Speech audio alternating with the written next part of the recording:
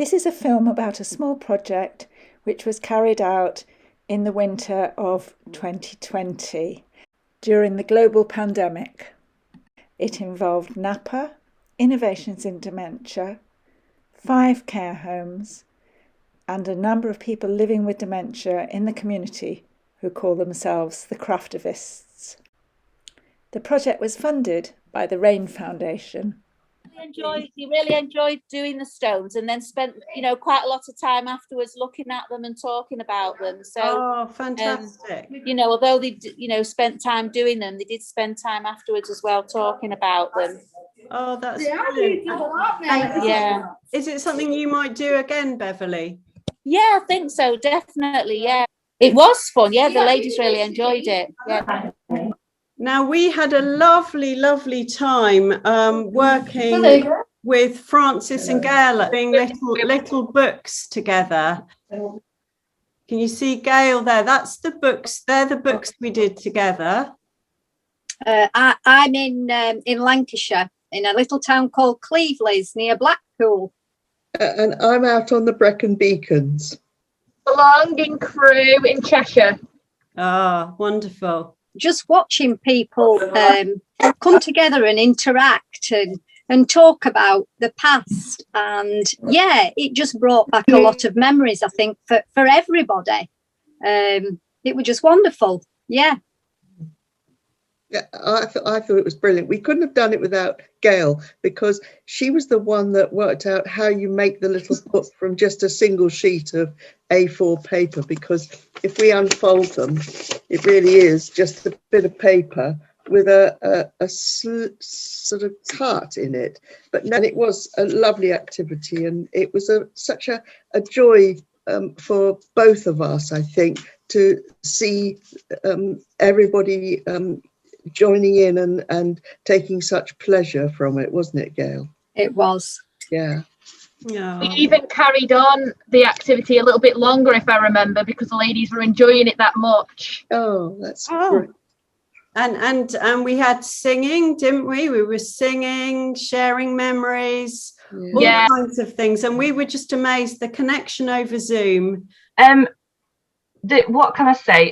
It was absolutely fantastic. I mean, the engagement that we actually got from the session itself, memories that were coming forward from just the simple questions of, what's your favourite colour, what's a song, and then elaborating on their memories. And in some cases, some people probably wouldn't communicate as much as they would normally do, but that session really brought that forward. Hi, hello, and hello, St George's. And Winnie, hiya. So I'm George. I live in North Shropshire, which is not a huge distance from Telford. We did the poems, so we had to share memories of like their childhood, any fun memories, and they got made into poems. We did that with this lady, Winnie. Give them a wave, Win. We made a poem out of your memories, didn't we? And we did. Hi, Winnie. Hi, Winnie. We did do another lady, Keris, but she's not joining us today. And I asked them to just talk about what things they have loved during their lives, what things they remember as key things that they love and that mean a lot to them. And I just jotted down everything that was going on, and then very much using their own words, converted them into I could say simple, but I hope meaningful poems. So shall I read Winnie's out? Yeah. Yes, please. Winnie, Winnie. This is for you. Right. These things I have loved. Being outside in the open air. Roses, my favourite flower. Red roses with their sweet perfume, and pansies and bluebells and woodland smells. Walking with my lovely dog, Taff. I loved being in the sun, the summer warmth. A beautiful rainbow years ago. And a bonfire with that lovely smell of burning wood in a field with my family, and fireworks, all the colours of the rainbow. These things I have loved and still remember, by Winnie. That was your poem, Win, about your memories. Oh, that was lovely. It got put into our home newspaper. It was beautiful. Great. We really appreciated you writing them. They were beautiful. We had a lovely session doing that as well. We really enjoyed it. Good. Thank you. Well, I stress they were really very much the words that were used and phrases that were used. All I did was reorder them a bit. So, they are Winnie and Keris's poems. I think what was really beautiful about that session was, by luck, George, we had such a wonderful connection with the people we work with, didn't we? And you knew a lot of the places that we talked about. Yeah. And the connection, despite Zoom, was really powerful. And I love poetry. Beautiful, wonderful, and so nice. Thank you, Amy, for telling us that you shared it, and it's so lovely for us to hear that. And I think George is quite local to you, so maybe that contact can carry on if you both decide you'd like it to. Brilliant. Yeah. Thanks. We're in Walsall in the West Midlands. We're yams, ain't we? Yeah. I'm Welsh, but I'm living in Eastbourne now, right by the sea. This was the last session we did, and this was using ceramic reliefs, wasn't it? So, lovely. Fantastic. Aren't they beautiful? Yeah. Les has given us his to show, because the others have given theirs to family. And he did that wonderful double. We loved the way he did his with making the heart from the leaves. I had a lovely time. It was a shame we had some communication problems. So Russell could hear me, but sadly, none of us could hear them. So, but I think we still had a good interaction. And it was a nice excuse to get a bit messy with the clay and the paint, and not be told off for getting in a bit of a mess. And I was very impressed with Rhiannon, because she was the only person looking after 5 of the residents, and she was keeping them all on track. So you did a great job, Rhiannon. We had absolute expert, real lesson in how to leading groups. And all of the staff that supported us in the sessions, how you worked with the group whilst listening to us on Zoom. It was a real masterclass in how to run activities, I think. What did you reckon when we did the clay, guys? Oh, they were great. You enjoyed it, Pat? Well, you had to look twice to make sure it was you. Yeah. Didn't you? You surprised yourself with what you could do. Exactly, yes. Yeah. What about you, Carol? And you? What about you, Anne? Yeah. Look forward to it. You did look forward to it, actually. We were excited all day, weren't we? Lovely. Yeah. So it's something unusual. We haven't done that before, so it went really well. It was messy, though. Yeah, it was messy. It got busy for a good half hour after I finished. We're in the garden this afternoon because it's too nice of a day to waste it. So, I mean, we're on about doing Easter egg painting, guys. What about if we did clay eggs and use some leaf prints to decorate the eggs instead? You could do, yes. What do you think? You leave the legs. So we could do what we did with the clay imprinting, but on eggs instead of circles for Easter, and we could hang them all up. That'd be rather nice, wouldn't it? Gail's going to show us some of the Easter stuff she's been doing. Can you see? See it, guys? The little egg. The chicken in the egg. Oh, yes. Oh, fantastic. You and Chris left some pebbles on the beach, didn't you, last year? Yeah, I've done. I did some for Christmas, and I also did some for Remembrance Sunday. I've just got one of the Remembrance Sunday ones there, and yeah, I did about 50 of those and lined the prom at Cleveley's, and I did the same at Christmas with some Christmas pebbles, and I'm doing the same on Good Friday with the Easter pebbles. Yeah. it's lovely. I think that thing of leaving public beautiful things for people to find is such a lovely thing. We've kind of seen that this year, haven't we? That thing of public art and sharing art. But imagine going for a nice walk and finding that. It's beautiful. I love that idea. I think that's something we could do a lot more of. That's part of your Craftivist kind of the way you work, isn't it? To share these nice messages. It's lovely. Yeah. Beautiful. And the one thing I wanted to say as well as all the staff that helped out, all of the Craftivists, absolute expert facilitators. I mean, to do it over Zoom, but I learned a lot from watching the way you did things and just the way you use the camera, Gail, particularly when you do your cards and stuff. So really, it really worked. We were very pleased, weren't we, with how we managed to get these activity ideas across. So with Blenheim House, who are in Melksham, we did making cards just before Christmas. And we did a really very nice, effective way of using folded cards. And the big tip I got from Gail was double-sided sticky tape. So I haven't got the original Christmas card, but I have got a card that we made, which was the Z fold card, which is my favourite fold, as everybody will know. And that's what we did, but we decorated it with Christmas trees and things, and everybody sort of were talking about who they was going to send the cards to, and what the colours reminded them of. And yeah, it was just really wonderful, and everybody did so well. Everybody really came together and really enjoyed themselves, and it was just wonderful watching everybody smiling and having fun. I don't think any of us should underestimate some of the complexities, actually, of bringing together people who are living in care homes, people who are living with dementia in the community, all in a virtual way. Nobody had met each other before.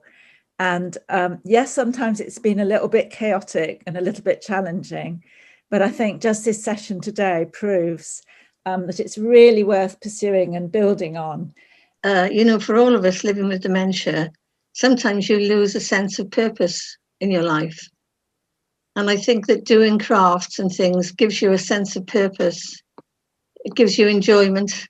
And for those of us that delivered the groups, it was just lovely for us to interact with you and to see different people and to have fun together.